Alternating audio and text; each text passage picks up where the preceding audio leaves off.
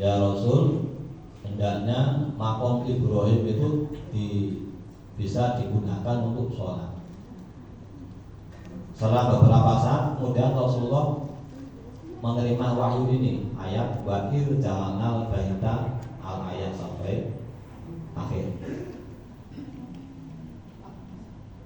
Wa'il ja'alnal baita mathabatan linnasi wa amna. Dan ketika kami menjadikan rumah itu Ka'bah tempat berkumpul dan tempat yang aman bagi manusia. Jadi ini Allah Subhanahu wa taala telah dapat kita ambilkan kesimpulan di sini ayat yang pertama ini, bahwa Allah telah menjamin baita itu Ka'bah sebagai tempat yang aman. Tempat aman ketika kita kita mungkin sudah pernah haji di sana atau umroh, hatinya menjadi tenang, aman, dan termasuk juga dilewatkan Mekah, Baitul Haram. Mekah itu tempat yang aman dari Dajjal. Ayat Al-Quran, ahli tafsir, sebagian ahli tafsir meriwayatkan bahwa Mekah itu tempat yang aman dari Dajjal. Dajjal itu di zaman akhir akan ngabas dunia di dimanapun akan didatangi kecuali Mekah, karena Mekah tempatnya aman, wa amna di sini. Sehingga masa batal linasi wa amna itu Ka'bah atau Mekah itu sebagai tempat kumpul manusia seluruh dunia ketika haji, umroh dari segala penjuru dunia, tempat yang beragama Islam mesti akan berkumpul di Makkahul Mukarramah atau Baitul Haram. Dan Allah telah menjamin keamanannya. Di ayat sebelumnya juga telah disebutkan wa idh qala Ibrahim rabbinal hadzal baita aminan warzuqni fa'rusin. Salah sebut ini ayat seterusnya juga menjamin bahwa kota Mekah, Baitul Haram Mekah itu tempat yang aman, dan di situ akan diberkahi dengan banyak buah-buahan, banyak rezeki yang melimpah, yang di daerah lain akan tidak ada, tapi di situ akan banyak buah-buahan, banyak rezeki. Wattakhidhu min maqami Ibrahim musholla. Dan ingatlah, wattakhidhu, dan ingatlah, dan jadikanlah sebagian makom Ibrahim min maqami Ibrahim musholla, sebagai tempat sholat. Makom Ibrahim itu dalam keterangan yang kami baca, makom Ibrahim itu bukan makom di sini. Kalau makom di sini kan jauh kuburan gitu, kuburan atau makbaro. Nggak tahu juga di sini kok makom kuburan dinamakan makom, saya nggak tahu juga.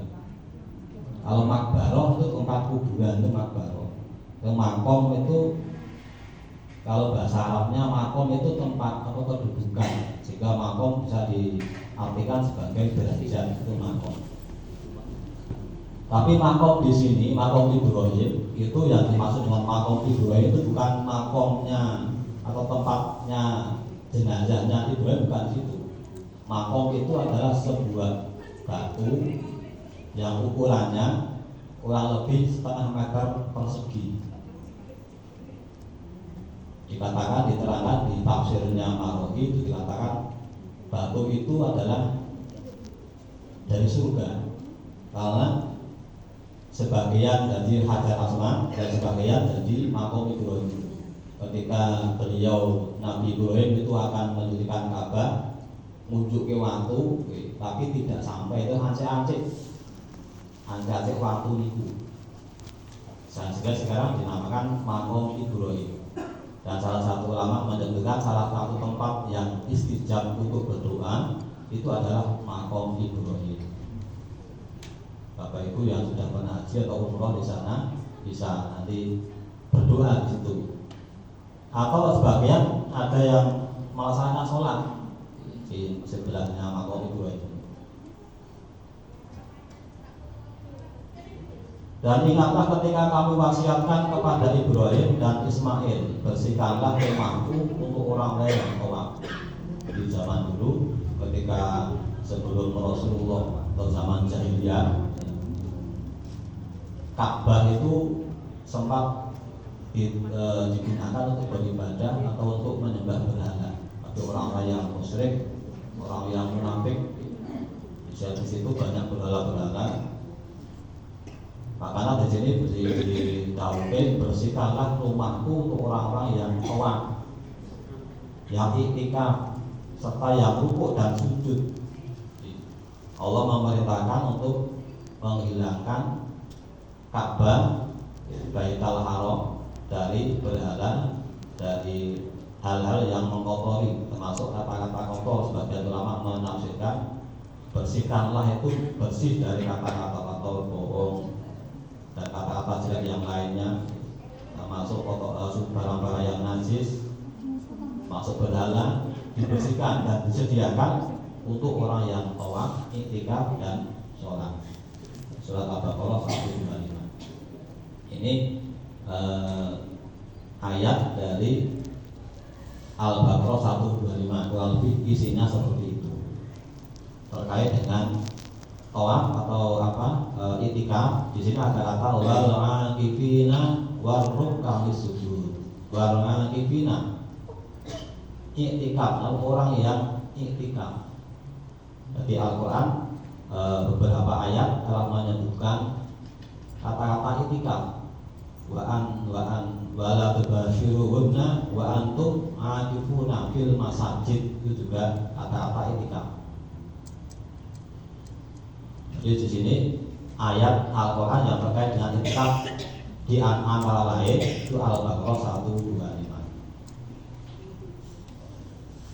Selanjutnya mani takafa mani falayak takib al-nashrol awakhir. Di sini dilanjutkan di bawahnya itu ada hadis Nabi yang artinya siapa yang ingin beriktikaf bersamaku maka beriktikaflah pada 10 malam terakhir.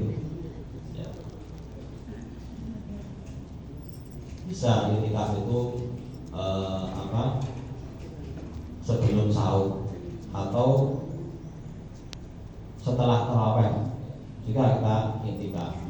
Ini diantara perintah Rasulullah, barang siapa ingin beriktikaf bersama saya maka iktikaflah di 10 hari terakhir bulan Ramadan. Di antaranya ini adalah keutamaan kita melaksanakan iktikaf di akhir Ramadan.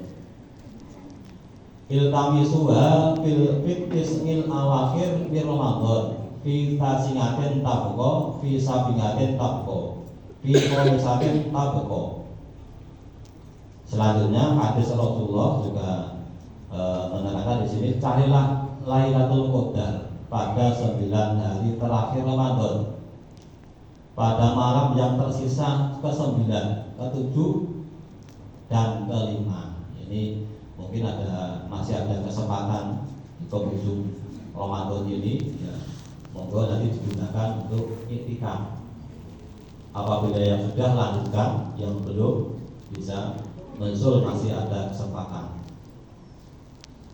Masih ada beberapa hari. Rasulullah telah bersabda, carilah Lailatul Qadar pada 9 terakhir, pada malam yang tersisa ke-9, 7 atau masih ada hari-hari yang ke-5 terakhir. Masih ada beberapa hadis riwayat Imam Bukhari.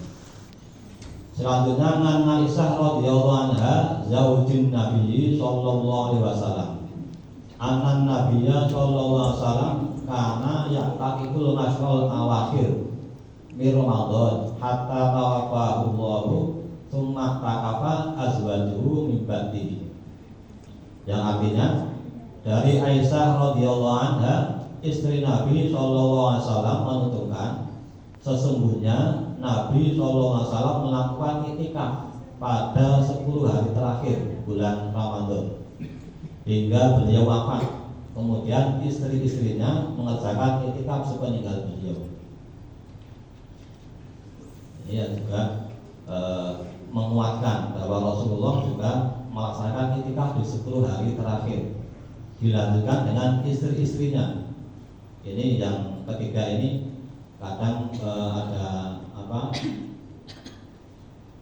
ada sedikit perbedaan pendapat ulama, karena ada sebagian ada hadis yang menyebutkan bahwa sholatnya seorang wanita adalah lebih baik di rumah. Tapi ini kok iktikaf bagaimana? Sehingga ini ulama berpendapat ada yang membolehkan seorang wanita